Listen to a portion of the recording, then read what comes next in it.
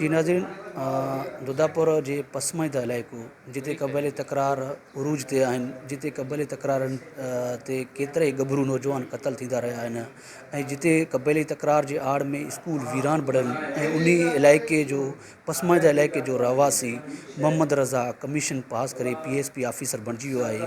मोहम्मद रज़ा PSP officer त बणिजी वियो आहे, पर सिंध में पूरे सिंध में पहिरें नंबर ते आयो आहे ऐं पाकिस्तान में 9 नंबर ते आहे। उन हवाले सां हिन महिल असां सां मोहम्मद रज़ा लोहर बलूच साहब मौजूदु आहिनि। उन्हनि सां ॻाल्हि ॿोल कंदासीं त उन्हनि जो छा चवणु आहे। सभिनीनि खां पहिरियों त मां तव्हांजो थोराइतो आहियां ऐं पंहिंजे ॿियनि बिरादरान जो जिन्हनि अची मूंखे मुबारकबाद ॾिनी आहे। ऐं जेतिरे ताईं तव्हांजे सवाल जो जेको आहे तालुक़ु आहे त बिल्कुलु इहो दुरुस्त आहे त ॻड़ी खेरे जो हिकिड़ो इमेज जेको आहे उहो थोरो डिस्टर्ब्ड रहियो आहे पिछले कुझु अरसे जे लाइ। लेकिन जेकर तव्हां हिते नौजवान खे ॾिसो, हिते टैलेंट खे ॾिसो, त उहो अॼु बि ओड़ो जो ओड़ो ई आहे। उहो अॼु बि जदोजहद करे थो, उहो अॼु बि तालीम हासिलु करण जे लाइ कोशिशि आहे। ऐं मुंहिंजो इहो ईमान आहे त जेको बि जदोजहद कंदो, पंहिंजी कोशिशि जारी रखंदो, अलाह ताला हुनखे ज़रूरु नवाज़ थींदो आहे।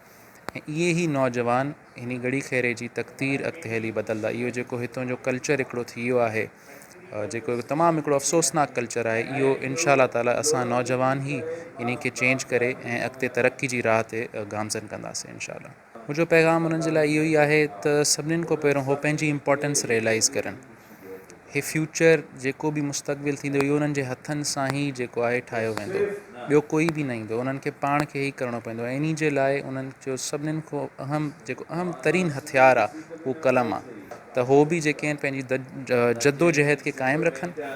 ठीकु आहे, तकलीफ़ूं ईंदा आहिनि, ज़िंदगी में तकलीफ़ूं ईंदा आहिनि, माण्हू पोइते बि हटंदो आहे। लेकिन इन सभ जे बावजूद बि जेको माण्हू बिल्कुलु यानी हिकिड़ो डायरेक्शन में कोऑर्डिनेटेड हलंदो आहे, उन खे अलाह ताला कामयाबी नसीबु कंदो आहे। जी तव्हां मोहम्मद रज़ा जूं ॻाल्हियूं ॿुधियूं। हुनजो चवणु आहे त सभ खां वॾो हथियार उहो हथियार न, उहो क्लाशनकॉफ न, पर उहो इल्मु आहे, कलम आहे।